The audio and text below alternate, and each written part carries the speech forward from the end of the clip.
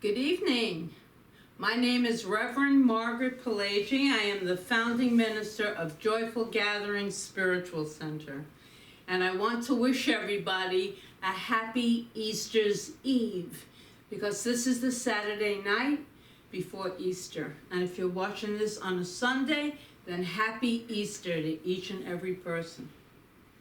So the title of the talk today is Easter, Divine Awakenings. And before I even get into the talk, I also want to tell you about our website, that you can find all of our classes, our meetings, our events are all on joyfulgathering.org, all of our Zoom links. And we are going to be in person on Sunday, April 18th at the Collingswood Community Center in Collingswood, New Jersey. So we're very excited about that. Happy Easter, everybody. So, the talk. Easter, Divine Awakenings. So I want you to hear this whole talk because it's pretty awesome. You raise me up to more than I can be. That song, what a beautiful song, but that song was written with a person in mind. I'm sure that was the case. But this morning or this evening, I want you to have a different meaning. The you that we're going to talk about is not a person, but a concept. It's a concept. In fact, it's the concept of death, which I suspect sounds pretty strange on Easter, but not really when you hear the whole talk. Hear me out, because right now we are going to go from death to awakening, from seeming ends to the aliveness greater than ever before, from what appears to be over to a fresh, heightened new beginning. That's where we're taking this talk right now. That is what You Raise Me Up means this evening. The night before the beautiful Easter Sunday. And there is nothing found in the life and teachings of the Master Teacher Jesus more profound, more meaningful, or more holy than the lessons taught and the message around his resurrection. In the gospel, I want to read to you part of the gospel before we get into our new thought, take on that. In the Gospel of Matthew, chapter 26, verses 1 to 6, we are told, in the evening of the Sabbath, when the first day of the week began to dawn, there came Mary of Magdala and the other Mary to see the tomb. And behold, a great earthquake took place.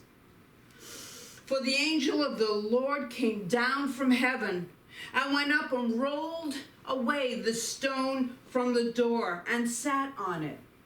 His appearance was like lightning, and his garments were as white as snow. And for fear of him, the guards who were watching tumbled and trembled and fell, became as if they were dead. But the angel answered, saying to the women, "You need not be afraid, for I know that you are seeking Jesus who was crucified. He is not here. He has risen, just as he had said." And it is in those last sentences where the profound meaningful and holy lessons this evening are found. These are some of the lessons. You need not be afraid, for I know that you are seeking Jesus who was crucified. He is not here, for he has risen, as he said he had. You need not be afraid. I know you are seeking Jesus who died, but he is not here. He has had a divine awakening. You need not be afraid. I know you are seeking Jesus who seems to have ended, but he is really more alive than ever before. The deep, sweet teachings within the resurrection story, which is very real and pertinent to us today, over 2,000 years after it occurred, is that death is not the end. Rather, it is the beginning to an elevated state of being. And this is true whether the ending comes in the form of death of the physical body, the death of a relationship, death of a job, death of an economic structure, death of an idea, or death of a habit, even the death of a dream. All of these are the endings they seem. But before I go on, I want to be very, very clear by saying this. I am not minimizing the effect that some deaths have upon us. They're sad. They're sad. We are human beings with human emotions. It is natural for us to feel sad. And we should honor those feelings. Don't do that spiritual bypass. Honor those feelings. These are experiences that cause our heart deep grief and great sadness. And to differing degrees, so do the loss of a relationship, the loss of a job, the loss of all kinds of areas in our lives, our dreams, can seem like there's the death of them and we are sad. But there's always, always something waiting for us when we awaken to it. Just as the hearts of those who love Jesus hurt on Friday as he was taken down from the crucifix. Someone they loved, a dream that they had had, seemed like it had died.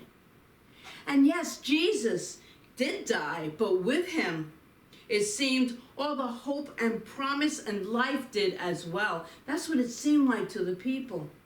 And yet, 3 days later, on that Sabbath morning, an angel said to the Marys, I know that you are seeking Jesus who was crucified. He is not here. He has risen, just as he had said he would, showing us the profound way that death is not an ending. Right there, the resurrection showing us that it is not an ending, but an opportunity for a divine awakening. In fact, some of our greatest crucifixions have revealed the possibility of the greatest resurrection. Yeah?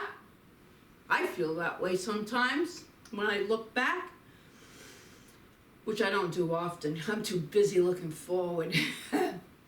So I want to ask you, what looks like a death in your life right now? A relationship? A job? A loved one? I know a few of you have had loss of your beloved pets. And I ask you right now, what new life will you allow this death to awaken within you? Perhaps a deeper commitment to love, a fuller expression of your creativity, a deeper integrity in your financial and business affairs, a closer relationship with the God of your understanding. Only you can decide what the resurrection will mean for you. You have the spark of unlimited possibilities within you, infinite, because you are the Christ light, and it shines from within you. It radiates with everyone you come in contact. But you have the right and the responsibility to decide what your divine awakening will be. Ernest Holmes wrote this in Science of Mind book. Press boldly forward, looking ever for the truth, and ever ascending higher and higher into the heavens of reality. There is no limit to the possibility inherent in all of us. Let the timid soul put its complete trust in the good and press bravely on. Now, up to now, I've been speaking about deaths that have occurred in our lives.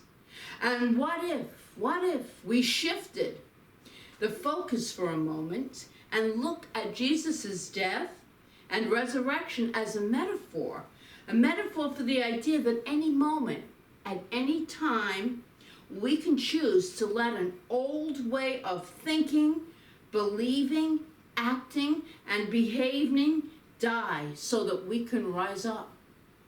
That's a great crucifixion. It's one that I like. So I ask you now, not how are you going to respond, but rather, how could you be proactive? Is there a fear in you today that you could let die? Some kind of fear? Is there a guilt in you that you could let die? Is there a shame in you that you could let die today?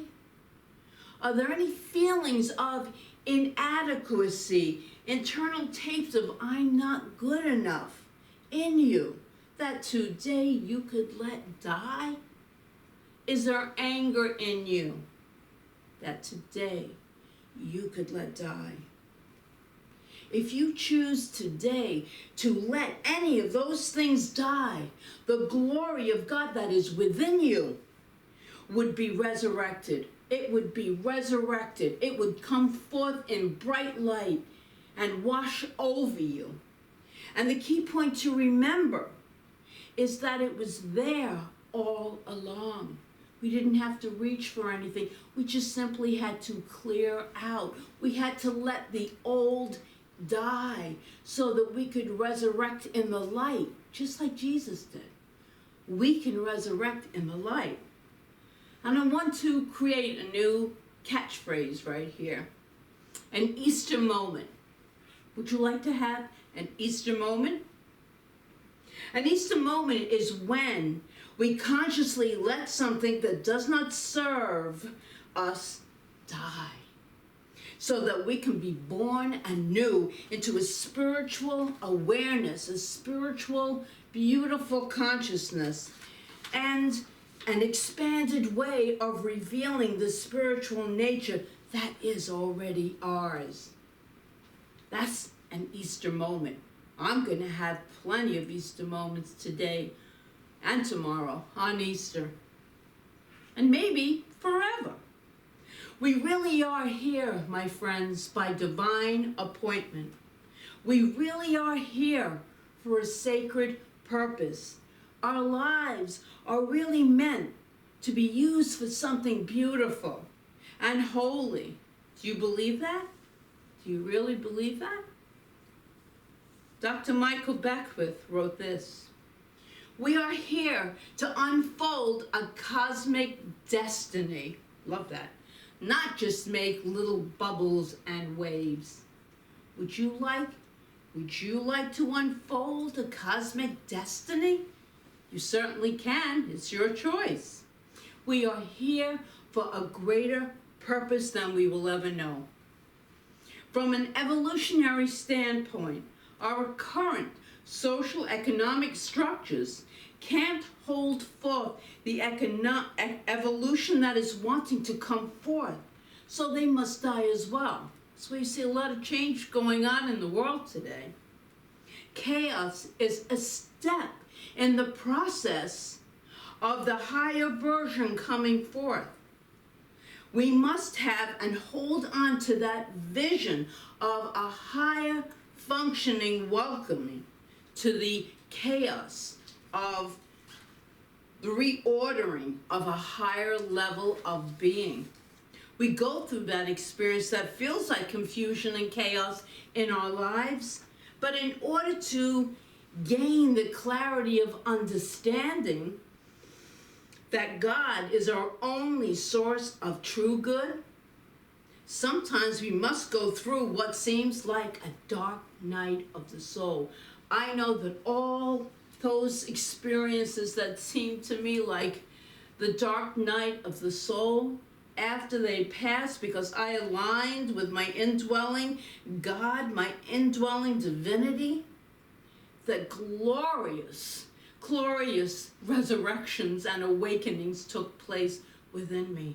So let us hold tight to that when we go through those kinds of situations. Remember, the next higher order of function already exists within.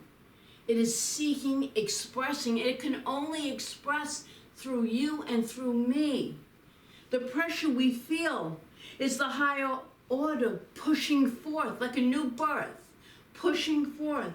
It will instruct you when you are open to that knowing. It will give you that divine guidance, always. The divine is holding the pattern for the greater expansion of you. Isn't that great? Ernest Holmes wrote this. The spiral of life is upward. Evolution carries us forward, not backward.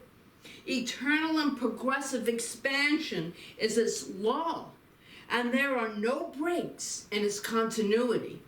It seems to me that our evolution is a result of an unfolding consciousness of that which already is, he says, and needs but to be realized to become a fact of everyday life. Remember, we are going forward, my friends. We are forever evolving. Join with me in this evolution. It's the only way truly to live life.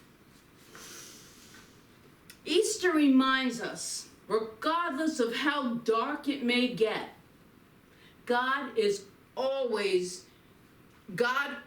turns night into light. God always turns a no way into a new way. Spirit is always triumph and everything is made new. The Easter story assures us that out of seeming loss there is always renewal, and in fact an awakened life, a purpose-filled life. Yes, a purpose-filled life. Michael Pollan wrote this in The Second Nature. So listen to this. A garden that never dies eventually would be weary, robbed of springtime, unacquainted with the extraordinary perfume that rises from the soil after it has had its rest. The garden winter doesn't visit is a dull place, and the return every spring of earth's first freshness would never be kept if not for the frost and rot and ripe deaths of the fall. So when I go out from the garden for the last time in autumn, I always leave the gate open behind me. Are you leaving the gate open behind you? I invite you to join me now in letting go and letting the glory of God, which resides in every single one of us, to shine and light our lives, to lead and light the way for us. Let us allow the divine awakening to be resurrected within us. Spirit will always support and raise us up in the greatest state of awareness and love. I hope you're ready, because I am right here, right now. God bless you all.